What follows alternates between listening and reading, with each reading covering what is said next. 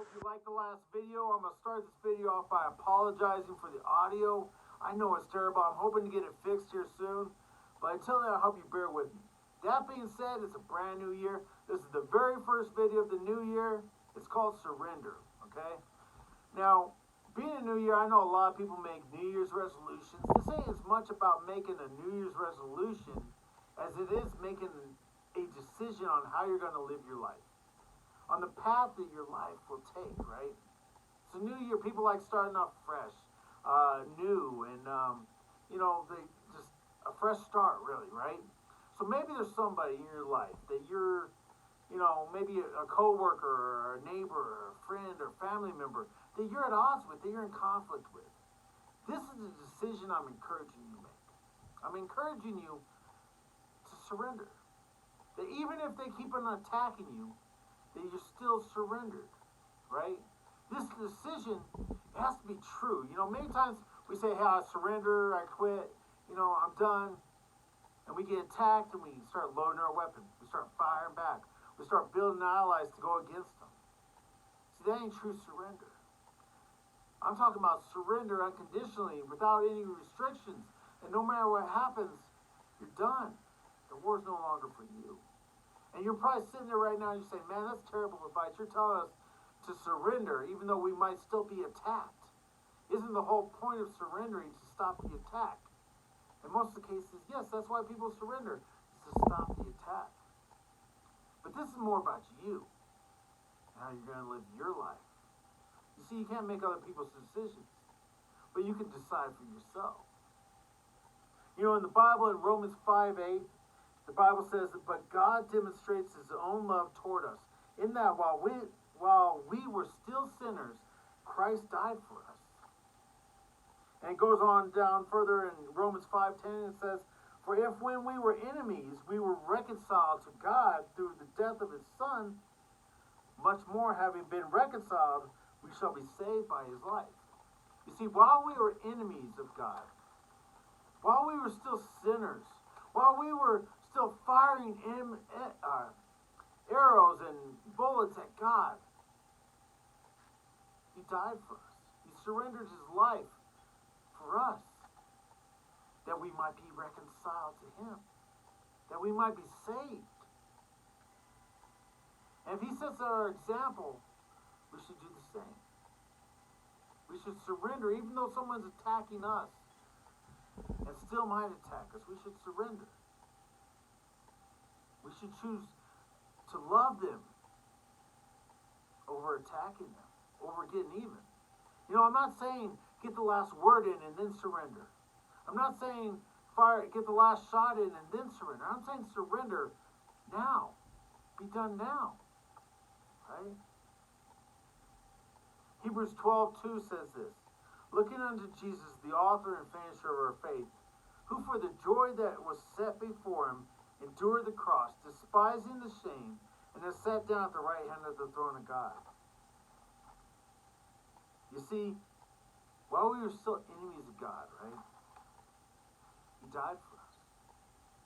He was accused, he was put down, he was beaten, and ultimately placed on the cross, all of which he didn't deserve, because he loved us. It was for the joy that was set before him. What is the joy that was set before him? He surrendered himself to the joy that was set before him. And that joy was that you would accept a relationship with him. That I would accept a relationship with him. That was the joy that he endured the cross for. That he might spend eternity with you and you with him. We talked about being at odds with neighbors and coworkers and family and friends. But maybe you're at odds with God. Maybe you've denied who he is. Maybe you've told yourself he's not real, even though every fiber in your body screams out that he is. Maybe you've denied that he could even love you. I'm telling you right today, the best thing you could do is just surrender. Surrender your life to him. He wants to spend eternity with you. He surrendered his life. He died on the cross that you might be reconciled, that you might be saved.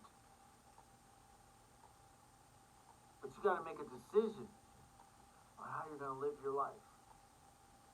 Is it going to be a life surrendered to him?